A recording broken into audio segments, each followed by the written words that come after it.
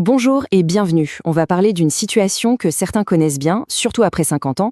Le désir est là, tout fonctionne, et puis une caresse qui se voulait pleine de tendresse fait tout retomber en un instant. C'est un scénario beaucoup plus fréquent qu'on l'imagine, même dans les couples qui s'aiment depuis des années. Aujourd'hui, on va décortiquer une technique qui, franchement, peut tout changer. Bon, cette phrase, elle est un peu directe, c'est vrai, mais elle met le doigt sur quelque chose d'essentiel. Le problème, ce n'est pas le manque d'amour ou de bonne volonté, pas du tout. C'est juste que les gestes qui marchaient parfaitement à 30 ans, eh bien, ils sont souvent devenus inefficaces après 50. Et ça crée une frustration des deux côtés, alors que l'intention de départ était parfaite. Et là, attention, ça devient intéressant. Quand on pose la question directement aux hommes concernés, la réponse est bluffante. 9 sur 10, c'est énorme. 10 préféraient cette technique manuelle bien précise à une fellation, même si elle est faite avec passion. Certains vont même jusqu'à dire que c'est plus intense que la pénétration. C'est dire à quel point ce geste, quand il est bien fait, est puissant. Allez, on commence par le plat de résistance, la plus grosse erreur. C'est une idée qu'on a presque tous et toutes en tête, souvent à cause de ce qu'on voit dans les films, et pourtant, c'est la raison numéro 1 pour laquelle une caresse peut échouer. Regardez bien la différence. À gauche, c'est le mythe. Des grands va-et-vient sur toute la longueur. C'est ce que la plupart des gens font instinctivement. Mais la réalité, à droite, c'est tout l'inverse. Toute la sensibilité, vraiment toute, est concentrée sur les 4 ou 5 premiers centimètres en haut. Le reste du corps du pénis, finalement, c'est presque du bruit pour les nerfs. Et ça, ce n'est pas juste une opinion, c'est de la science. Des études de l'université de Stanford ont carrément cartographié les terminaisons nerveuses et le verdict est sans appel. Le corps du pénis est jusqu'à 10 fois moins sensible que le gland. En gros, vouloir stimuler cette partie, c'est un peu comme essayer d'allumer un feu en frottant le mauvais bout de bois. Ça ne peut pas marcher. Ce phénomène a même un nom clinique, le syndrome de la prise mortelle. En clair, ça explique pourquoi un homme habitué à une masturbation très ferme et sur toute la longueur peut devenir presque insensible à une caresse plus douce et plus ciblée. Son corps a été en quelque sorte désensibilisé. Ce qui devrait être agréable ne lui fait presque plus rien. Ok, maintenant qu'on sait où il faut se concentrer, il faut créer l'environnement parfait. C'est un peu comme faire de la pâtisserie. Il y a 3 règles de base, 3 ingrédients physiques qui sont non négociables.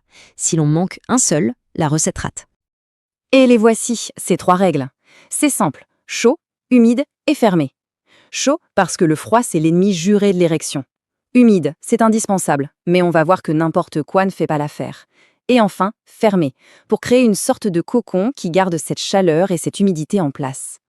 Juste pour illustrer l'importance de la chaleur, regardez ce graphique. Une étude allemande a mesuré la différence entre une main froide et une main chaude.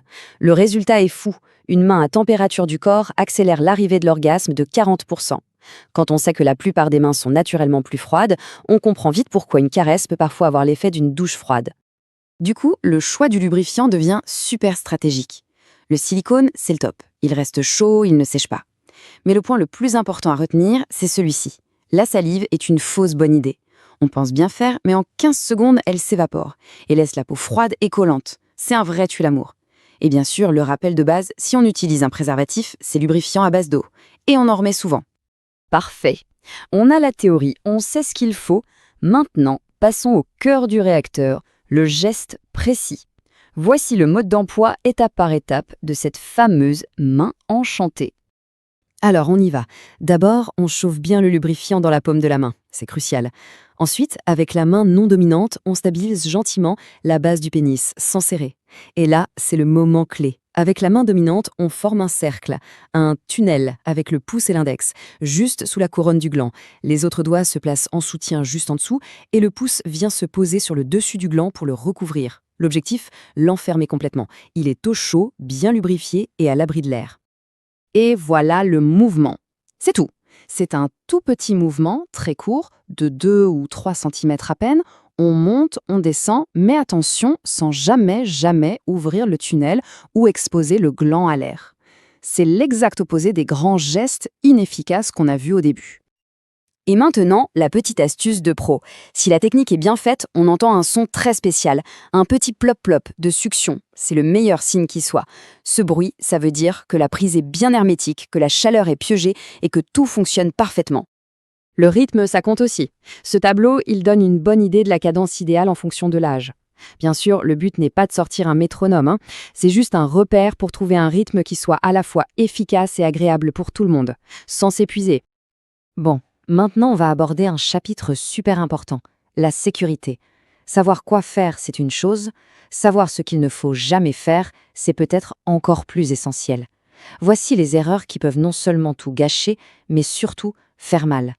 Premier point, attention aux lubrifiants un peu gadget. Certains ingrédients comme le menthol ou l'extrait de piment, qu'on peut trouver dans des produits pas chers, peuvent provoquer de vraies brûlures chimiques sur une peau aussi fine et sensible. Notre source cite même le cas d'une personne qui a fini aux urgences. Ça, c'est une règle d'or absolue. Surtout après 50 ans, la peau perd en élasticité. Forcer pour décaloter à sec, c'est le meilleur moyen de provoquer une déchirure du frein. C'est extrêmement douloureux et ça met beaucoup de temps à guérir. Donc toujours lubrifier généreusement avant. Ça semble évident, mais il faut le dire et le redire. On ne touche pas aux testicules de manière brusque. Ni frappe, ni pincement, ni pression, même pour rigoler. Une petite tape qui se veut taquine peut provoquer des blessures internes très graves. Le risque est bien trop grand. Juste avant l'orgasme, on peut avoir le réflexe de vouloir serrer plus fort ou d'accélérer pour intensifier le moment. C'est une erreur, ça peut littéralement casser l'orgasme et laisser l'homme dans un état de frustration terrible. Le secret, c'est de garder un rythme et une pression constants jusqu'au bout. Et enfin, la dernière règle sécurité, tout aussi importante, juste après l'éjaculation, le gland devient hypersensible pendant quelques minutes. Continuer à le toucher, même doucement, peut être incroyablement douloureux. La sensation est parfois comparée à du papier de verre sur une peau à vif. Voilà, on arrive au bout. Cette technique, une fois qu'on la maîtrise, c'est un peu comme un super pouvoir. C'est discret, c'est silencieux et c'est d'une efficacité redoutable. Comme le racontent les anecdotes de notre source, ça peut transformer beaucoup de situations. Alors si on devait résumer tout ça en une checklist, ce serait simple.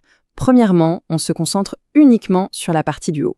Deuxièmement, on n'oublie jamais les 3 règles d'or. Chaud, humide, fermé. Troisièmement, le mouvement est court, rythmé et on tend l'oreille pour entendre le fameux plop-plop. Et quatrièmement, la sécurité passe avant tout. Avec ça, on a la recette du succès. Et on va finir sur un petit clin d'œil. La source raconte qu'une patiente de 62 ans a établi un record de 2 minutes et 40 secondes pour amener son partenaire à l'orgasme avec cette méthode. Au-delà de l'anecdote, ça montre à quel point ça peut être rapide et efficace. Voilà qui donne matière à réfléchir et peut-être à pratiquer. Merci d'avoir suivi cette analyse et à bientôt.